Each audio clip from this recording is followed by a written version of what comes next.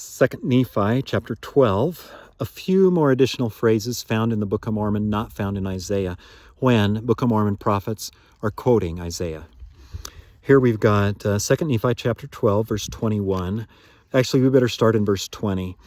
He's just continuing this idea that the day of the Lord is going to come to everybody, no matter where you are, no matter, somehow he's going to find you, and the glory of his majesty will smite them when he ariseth to shake terribly the earth.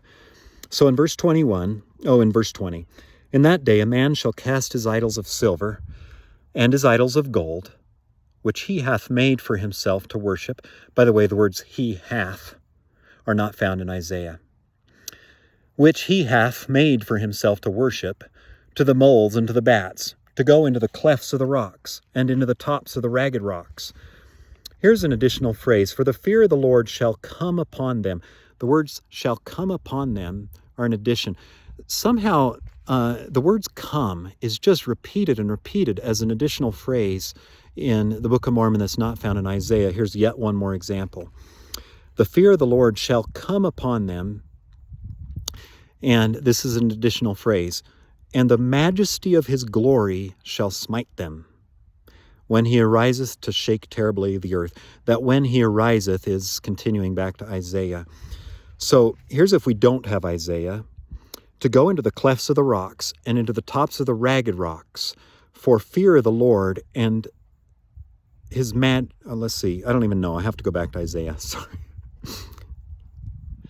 In verse 21, it says, to go into the clefts of the rocks and into the tops of the ragged rocks. Here's repeating the Book of Mormon without interruption, but it has, 1, 2, 3, 4, 5, 6, 7, 8, 9, 10, 11, 12 additional words not found in Isaiah. To go into the clefts of the rocks and into the tops of the ragged rocks, for the fear of the Lord shall come upon them, and the majesty of his glory shall smite them, when he ariseth to shake terribly the earth. And then Isaiah concludes, cease ye from man, whose breath is in his nostrils, for wherein is he to be accounted of? I love this contrast. The Lord has all the power. The Lord we need to depend on. And if we don't, then he'll smite. It'll be his majesty of his glory. This contrast between the power of the Lord and his glory and man and the breath in his nostrils is a fascinating addition.